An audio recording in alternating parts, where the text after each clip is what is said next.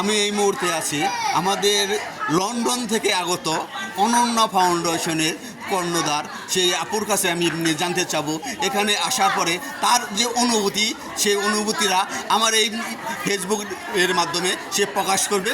আসসালামু আলাইকুম। ওয়ালাইকুম আসসালাম। কেমন আছেন? এই যে এই শাড়ির মতো সুন্দর ঝকঝকে মতো একেবারে হাসি খুশি এই আপার এই জায়গায় যে সমস্ত প্রোডাক্টগুলো দেখেছেন আপনার কাছে কেমন মনে হয়েছে? সেটা পরে বসে আছি, আমার পরে আছি বলে বুঝতে পারছি, খুব ভালো লাগছে। আপনি একজন বিদেশে বসবাস করেও দেশের প্রতি যে একটা টান, দেশের প্রোডাক্টের প্রতি টান, দেশের পণ্যের প্রতি যে টান, আপনি ওই জায়গায় কীভাবে এই প্রোডাক্টটাকে রিপ্রেজেন্টেটিভ করেন?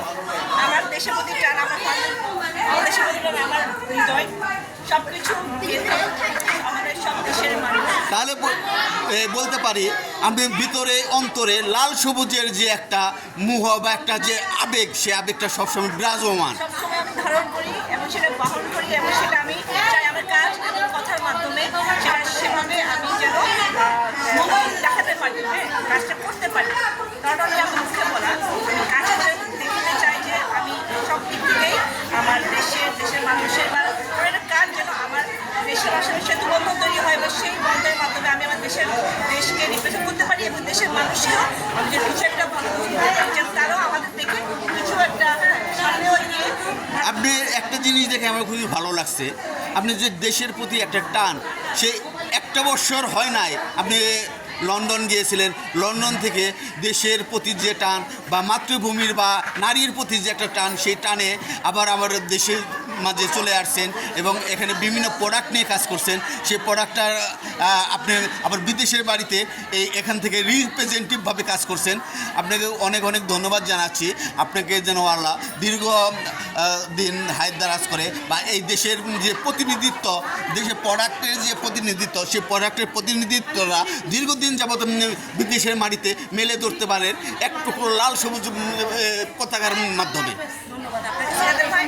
আপনি সব সময় দেখছি আমাদের সব যতটা জানাতে চাই ভাইয়া কিন্তু প্রতিটা উদ্যোক্তার কাছে গিয়ে খুঁজে প্রতিটা উদ্যোক্তা কী কাজ করছে বা তাদের যে অভিজ্ঞতাকে তুলে ধরে। উনি আমাদের গ্রুপের একজন অ্যাক্টিভ একটা মেম্বার। আমি আপনাকে ধন্যবাদ জানাই। আমাদের হয়তো অনেক সময় হয় না, কেউ না কেউ কিন্তু কাজ করছে আমাদের এই